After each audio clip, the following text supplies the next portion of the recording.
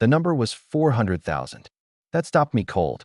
Not the fire, not the soldiers, the books. 400,000 manuscripts thrown into a river until the water ran black with ink for 3 days. That's what the chroniclers say happened in Baghdad in February of 1258. 3 days of black water. I want you to hold that image, because everything I'm about to tell you flows from that moment, and from what came after it, which is somehow even stranger. Most people can name the Roman Empire. They can name the Mongol Empire. They've seen the maps, the documentaries, the dramatizations. But there exists an empire that governed more of the Earth's surface, sustained more of its population, and produced more of the knowledge that we today call civilization, for longer than Rome existed in any form. And when I ask educated people about it, I am met with a pause. A search of the ceiling. A vague gesture. That pause is not accidental. The civilization I'm talking about stretched from the Atlantic coast of Spain to the borders of China. At its height, it was home to 1/3 of the world's entire population.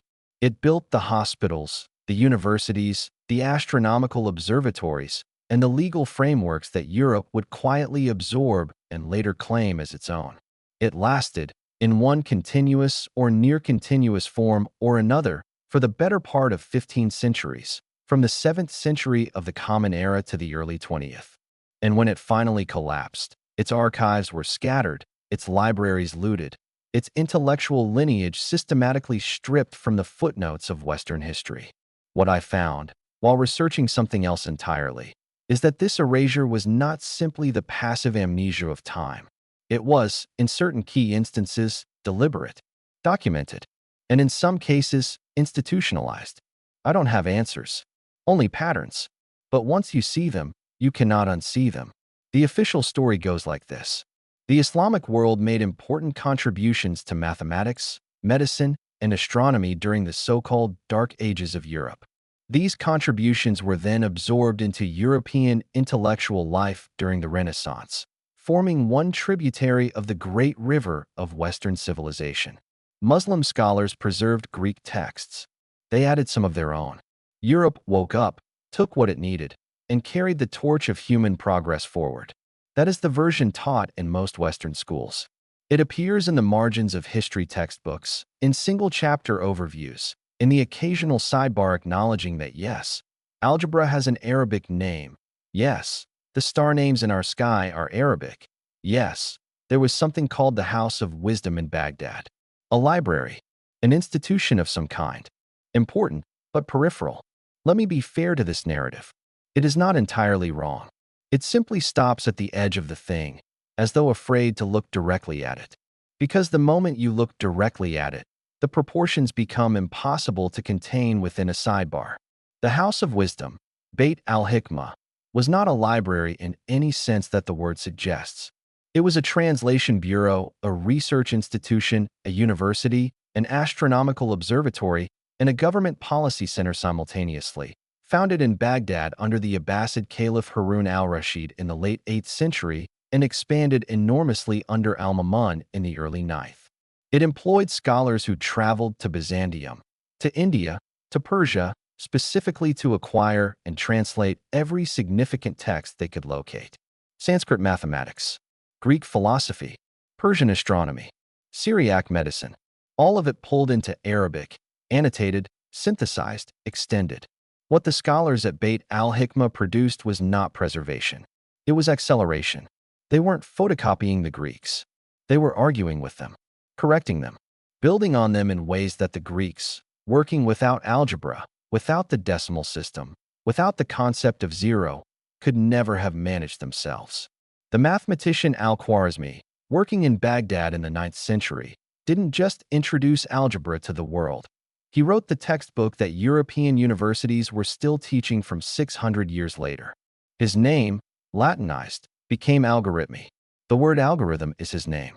Every time your phone's navigation recalculates your route, it is, in a lineage of abstraction, doing al-Khwarizmi's mathematics.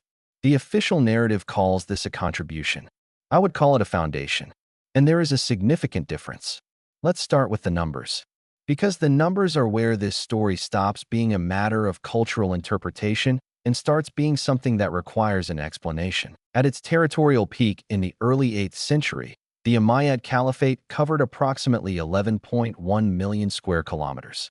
To put that in context, the Roman Empire at its absolute height under Trajan in 117 AD covered roughly 5 million square kilometers.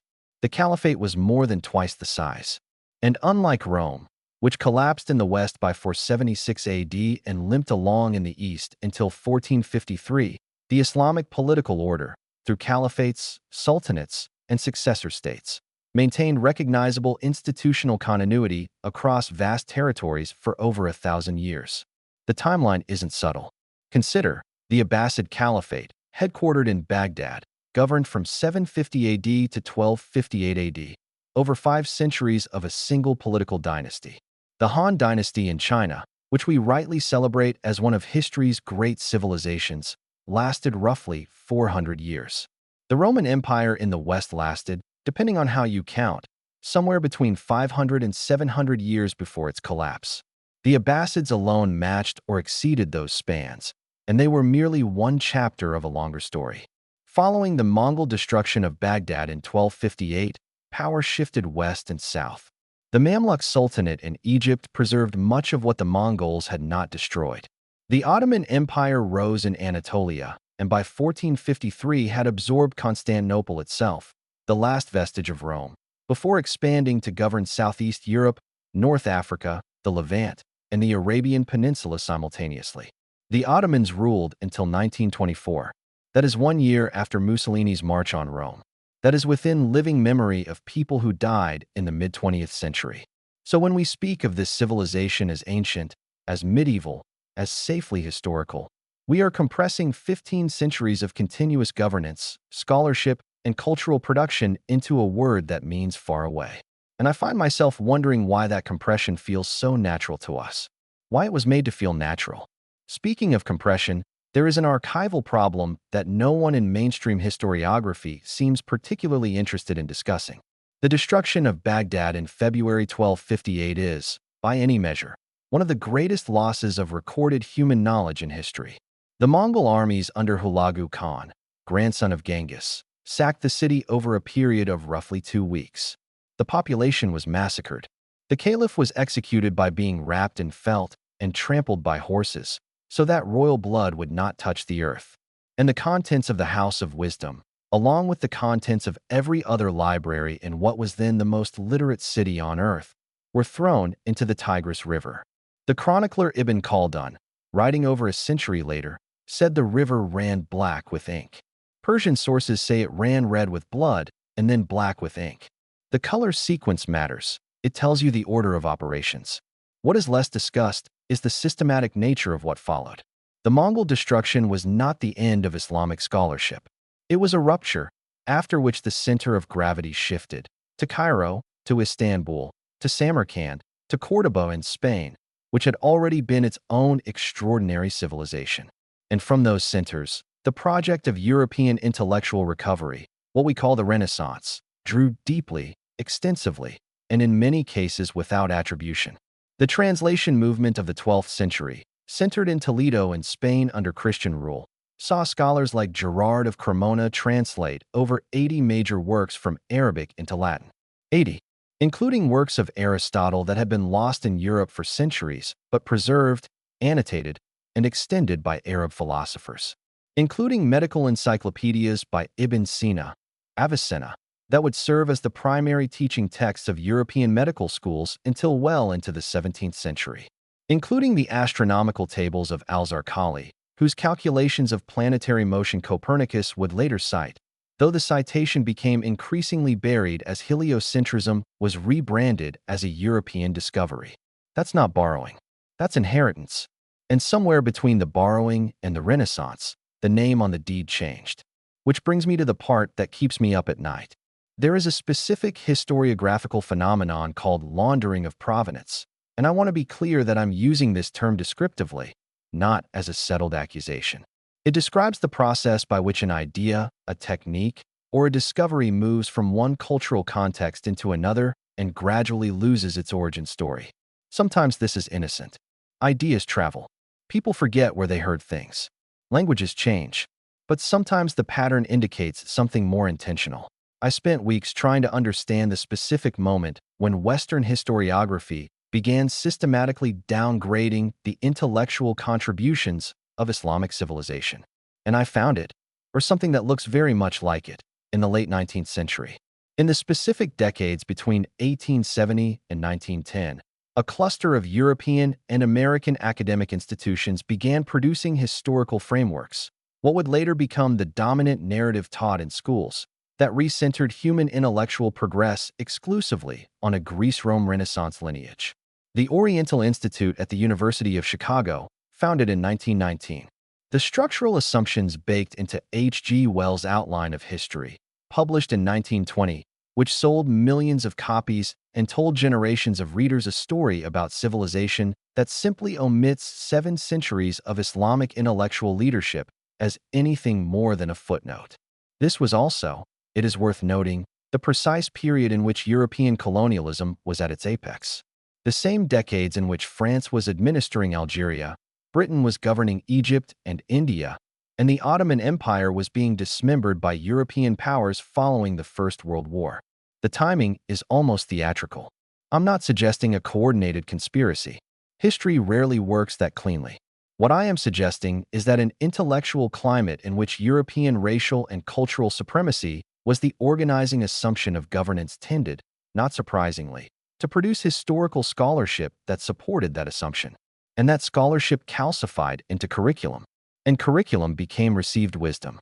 And received wisdom became the pause, that ceiling-searching pause, when I ask educated people to tell me about the greatest empire they've never been taught. Let me build this pattern more carefully, because I want to be fair to the counterarguments. The counterargument is this: Islamic civilization is taught. It appears in school curricula. The Golden Age is acknowledged. Scholars like Ibn Sina and Al-Khwarizmi are mentioned. The argument that this history has been erased is an overstatement. And that is a fair point. The total erasure argument is too blunt. What I'm describing is something more surgical. Consider how we teach the contributions of ancient Greece. We do not say, Greek civilization preserved some Mesopotamian astronomical data and made certain contributions to philosophy before being absorbed into Rome. We say, Greece gave us democracy, philosophy, mathematics, the foundations of Western thought. We teach the names. We visit the ruins. We make films. The culture is present, not just the footnote. Now consider how Islamic civilization is taught in that same context. Even where it appears as preservation, as maintenance, as the careful keeping of a flame that Europe would later use to light its own torch. The framing is custodial rather than generative.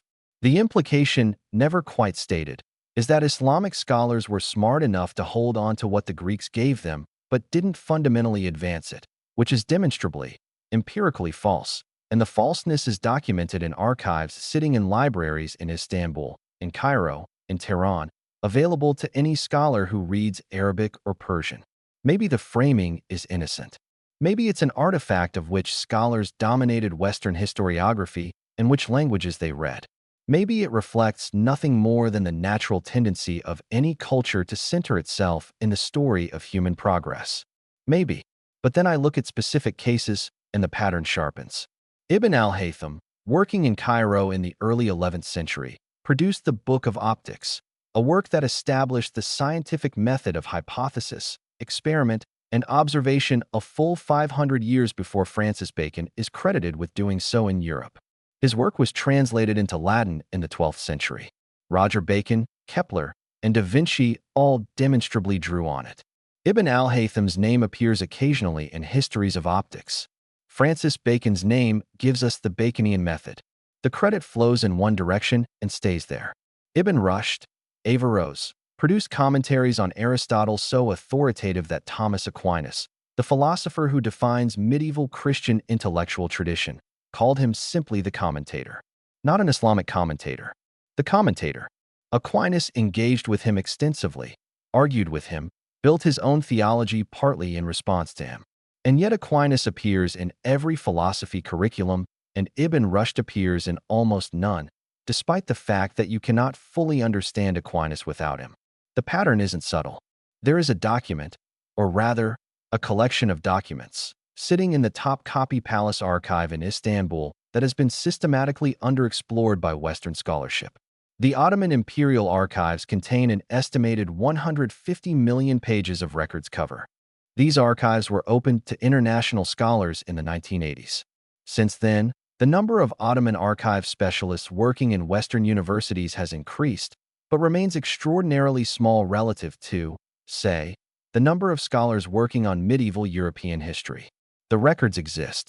The funding to train scholars who can read Ottoman Turkish, Arabic, and Persian is not flowing in equivalent proportion. Archival gaps are not always gaps in the record. Sometimes they are gaps in who is looking. Speaking of looking, there is something buried in the foundational documents of several major Western universities that I find difficult to explain away. The curricular reforms of the late 19th and early 20th centuries, at Oxford, at Harvard, at the newly established American state universities, explicitly framed their approach to history as the study of Western civilization.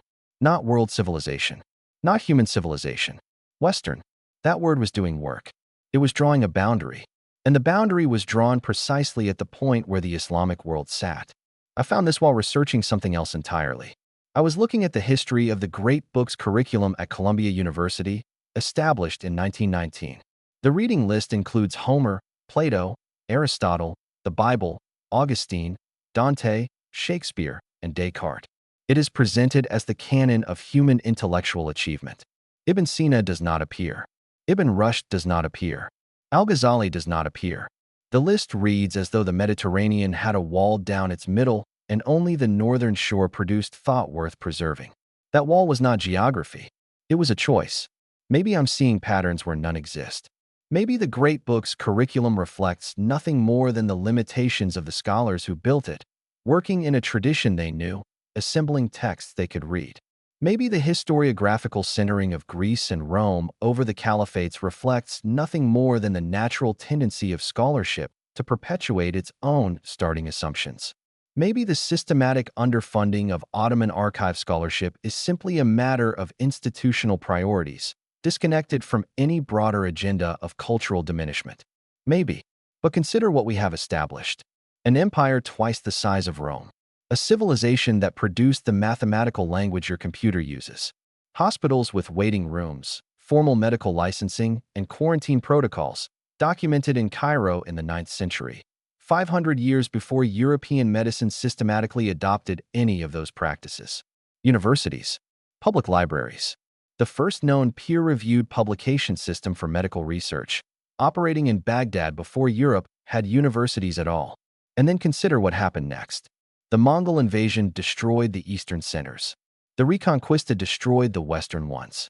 The Crusades, the colonial period, and the construction of Orientalism as an academic discipline combined to frame what remained as exotic, as backward, as the antithesis of the modernity that Europe was building.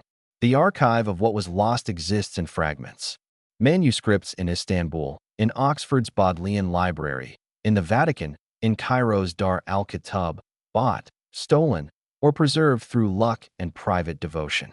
The Bodleian holds Islamic manuscripts that British colonial administrators removed from South Asia. Some are catalogued. Many are not. Some are sealed until access dates that have not yet arrived. The part that stays with me is this. The knowledge was not fully destroyed. It was displaced, reframed, translated without attribution, and filed under other names. In some cases, it is sitting in a filing cabinet or on a shelf in a reading room where few Western scholars have thought to look, because the education system that trained them drew its boundary in 1919 and called everything beyond it peripheral. I want to return to the river. 3 days of black water. That is what the chroniclers say. 400,000 manuscripts, and those are conservative estimates, thrown into the Tigris in February of 1258. The House of Wisdom, which had survived for 450 years, was gone in 2 weeks. But here's what matters. Not everything went into the river. Scholars fled. They carried what they could. Some went to Cairo, where the Mamluk sultans were already building their own intellectual institutions. Some went to Anatolia. Some went to the courts of Persia and Central Asia. Some crossed into Spain, where Jewish, Christian, and Muslim scholars had spent 3 centuries in a cross-cultural collaboration, a convivencia. that produced some of the most extraordinary intellectual output in human history, preserved in archives that the Spanish Inquisition would later spend considerable energy trying to suppress. The knowledge did not disappear. It went underground. It was translated. It was rebranded. It traveled under other names into the very civilization that would later write it out of the origin story. Algebra is Arabic. Algorithm is a Latinization of an Arabic name.